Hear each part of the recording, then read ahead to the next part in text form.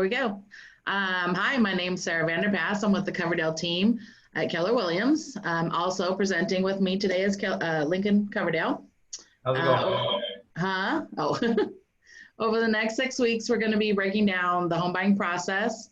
And so as not to overwhelm you, we've divided this into 6 30-minute sessions, which will take place every Wednesday at 5:30 p.m. Eastern Standard Time. Anybody's joining from the other side. We hope that you will find this series helpful as you embark on the exciting journey of finding your dream home. As we go through today's topics, feel free to ask questions in the chat and we'll address them at the end. We'll post contact information in the chat as well, which Lincoln has actually already done. Today's topics are: what does your next home look like? Finding the right agent, point of sale and compliance, septic and well. Lincoln, up to you. So the big piece you want to talk about to start off with, what does your next dream home look like? And identifying the features, the areas, and the things that are important for your dream home will help you know where to look and find the right agent. So it's important when you're looking for your first home or your second home or your next home, to identify the features and amenities that are important to you. Things like location, which includes cities, neighborhoods, developments, and school districts can be really important. Type of home. Some people want a single family freestanding home, or maybe you want a condo or you're looking for a rental property.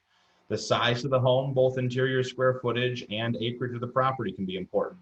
The age of the home is important. In Cleveland market, we have homes that are 100 years old and homes that are 4 years old. Understanding your desire to live in an older home or a newer home is important. You're also going to want to consider the number of bedrooms and baths that the home should have. Are you looking for a home to fit your current life or one that you want to grow into? Are things like air conditioning and an attached garage important to you? Are you looking for one-floor living? Are you looking for an updated home? Do you want a home with a basement? All of these things will help you understand your needs and help you communicate with an agent to find the best fit. Next is finding the right agent. The home buying process begins with you finding the right realtor. There are many places you may meet an agent. You can meet agents at open houses, find them online, based on reviews, ask family or friends for a referral. It's important to find an agent that you can trust and develop a client-agent relationship with. Mutual commitment. To do this, you may want to interview a few agents.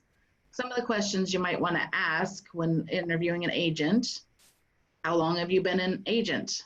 An agent that's been in the business for a good amount of time will be able to anticipate problems before they arise, and have tried and tested negotiation techniques. They will also have relationships with other real estate professionals already. It's also going to be important to understand if your agent works with buyers and sellers or just buyers or sellers. Many agents work with either and become specialist buyers. While it is great to find someone who specializes, an agent who does both could afford you some great insight on either side of the process.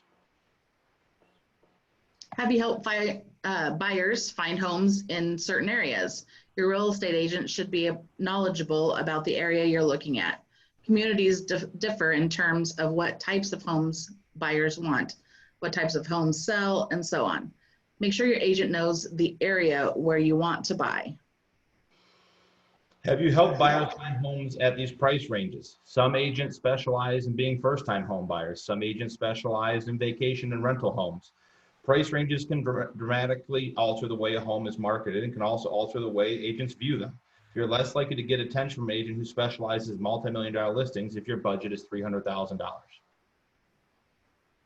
Will I be working with you individually or with a team?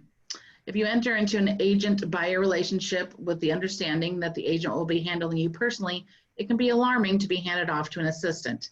Be clear about who you will be primarily dealing with, what your agent will handle personally, and what gets delegated to their support staff.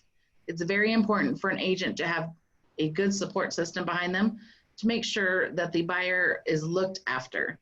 Having a good support system sets buyers up to be successful and really dig in and understand the goals and what's important to them. Can you recommend? And there are a lot of things your agent should be able to recommend. Your agent is going to be the point person for resources for you throughout the process.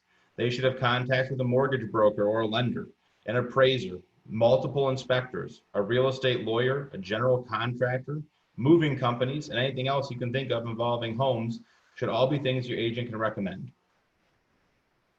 How does your commission work? As with any financial transaction, it's good to get an understanding of how your agent is compensated before entering into a relationship with them. Typically, buyers do not pay their agent commission. Commission is paid by the seller to their broker, and then the commission is split with the buyer's agent. Buyers should not pay a retention fee or outside commission directly to their agent. It is typical for there to be an administrative fee paid at closing of about $300 depending on the brokerage and the agent. Next, we'll go into point of sale and compliance. The definition of point of sale, it's an inspection, it's a visual inspection of the interior and exterior of a residential property completed by the local municipality. It's meant to identify safety concerns within the home and protect the buyers. The inspection is in addition to your private inspection and is only required by some cities. Your agent should be familiar with the point of sale process in all cities you are considering and should address compliance in your offer to purchase the home. It's really important that your agent and you are aware of the areas you're looking in and how point of sale affects your purchase of your next home. Some of our communities in the Cleveland, Northeast Ohio market have point of sale and some don't. Each city that does is a little bit different than others. Having an agent who's experienced and versed in the process and understands what it takes to successfully negotiate the point of sale process and getting you into your next home is going to be critical to your success.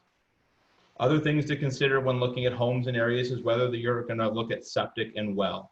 Septic and well are alternatives to city water and sewer. While both systems have their advantages, you will want to be familiar with the areas you're looking in to know what to expect.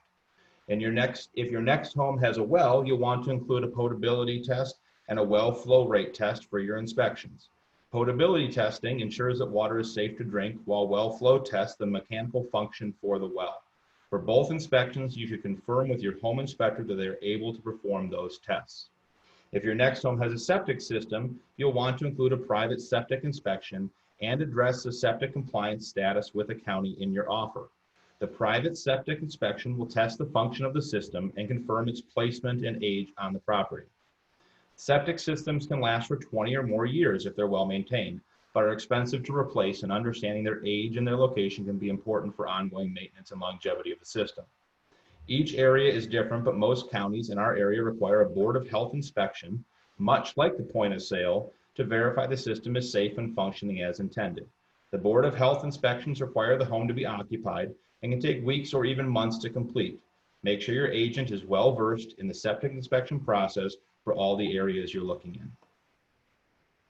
We're going to take any questions you guys have now. If you guys want to type them in the chat or unmute, you're more than welcome to. We got a couple people who joined us, and we'll go from there.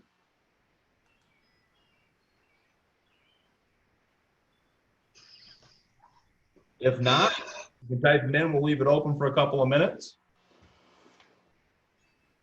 I know we're still fighting the live thing, so I know we have a couple people that were trying to join on the video as well. Apparently the Zoom link for going live on Facebook did not pull through, so I'm trying to get that done while we speak. Sarah, while we wait a couple minutes, do you want to do a quick introduction for Aaron and next week's topic? All right, well, since Aaron has joined us today, next week we're going to be talking about, next Wednesday, the 27th at 5:30, we'll be talking about financing your home, and Aaron from Amco Lending will be our special guest. If you'd like a copy of our home buyer's guide, leave your email in the chat and reach out to us. Aaron, do you want to say a few words about who you are for next week's series? Yeah, the mortgage, which is the other part of the home buying that no one really wants, but it's going to be there when they purchase the home. So the good news is right now, and I'll explain it next week in detail, is it's a great time to buy. Rates are really low, pricing's really low, and pretty much anywhere you go, you're going to get a pretty good deal. But just like with anything, you can always do a little bit better. You can always work with someone who knows a little bit more about the industry and get yourself into the best position. So next week, I'm going to go over just sort of a few things that people need to do as far as, upfront before they buy, and just some things that people don't really know or consider when purchasing a home. Like everyone thinks, for example, you need to put 20% down.